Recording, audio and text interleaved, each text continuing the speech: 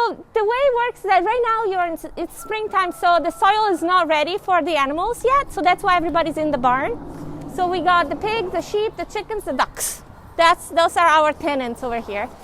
And so we do all from piglets, from farrowing, which is the process of giving birth for the pigs, all the way down to the packaged salami here. But yeah, they're all different breeds. Because what we noticed in the beginning is just that the original New England heritage breeds were not responding well to our diet because we used an Italian diet.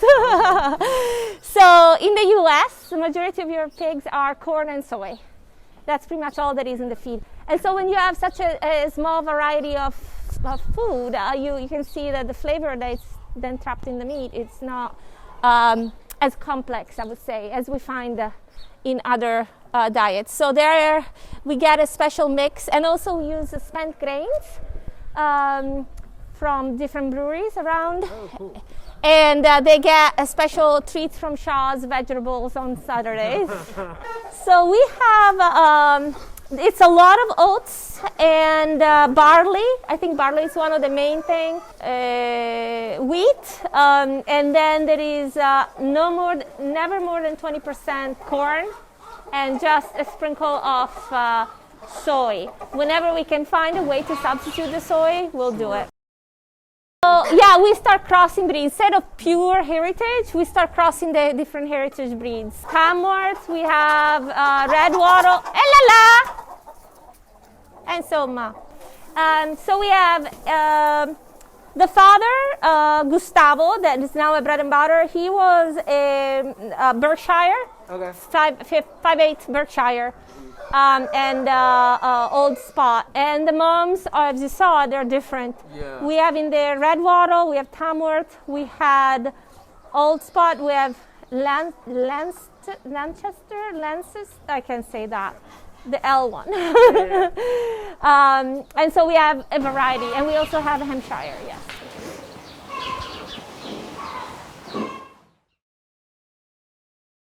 Those are all Icelandic, 100% Icelandic sheep, and they usually give us twins in the majority of the cases, unless it's their first.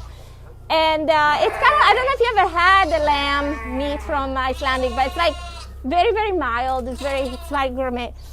We don't do any wholesales with this. We don't have, the flock is not big enough to be able to handle wholesale.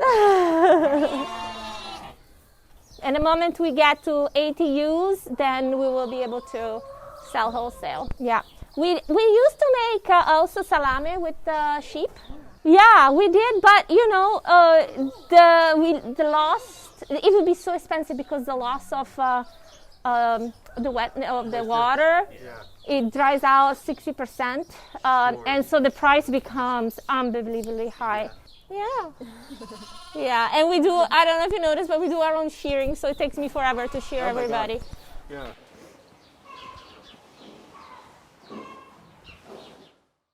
Yeah, so chickens are, I started here, when I came here, actually I had 600. Oh, wow. And then the predators around here were insane and much more aggressive than where I was before I was in Williston.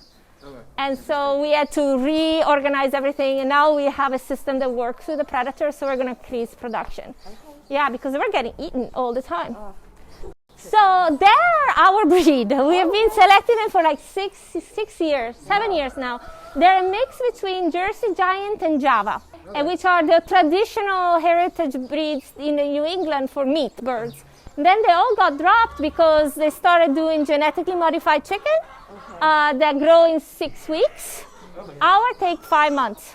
So people don't tend to do it, but because it would be too expensive if you did a regular regimen with the feed. But we have a little special situation with, they're great at foraging on their own, and we have our own little worm farm, so we do our own mealworms, so that helps as well. So we try to reduce the cost. Another thing that we do for our pigs that's for the cure meat is that they are never butcher before 10 months, and actually we shoot for 12 to 14 months, because that's when there is a special type of fat that the animals start producing that it's what we need for curing. So any animal younger than 10 doesn't even have that fat.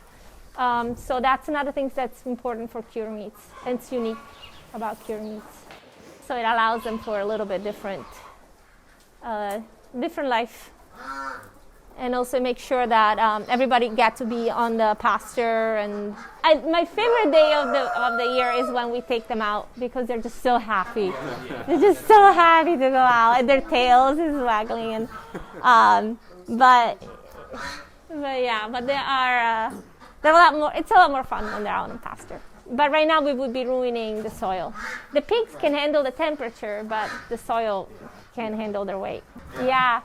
Yeah, and so Stefano has a degree in agricultural science, so actually there are a lot more people in Vermont now that want to do pasture pig, and the state is a little worried because you can destroy completely the land. Our biggest production is obviously pork, but our land couldn't survive if we just did pork. That's why we have the herbivores, and we didn't want to do cows. Everybody does cow. Sure.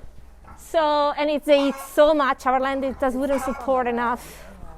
So we do sheep instead, and then the chickens are kind of our cleaning squad, because the ducks and the chickens eat, the ducks eat the slugs that actually can really hurt the sheep. We lost 2 sheep to slugs last year. They get paralyzed in their legs. Yeah, so the ducks take care of that.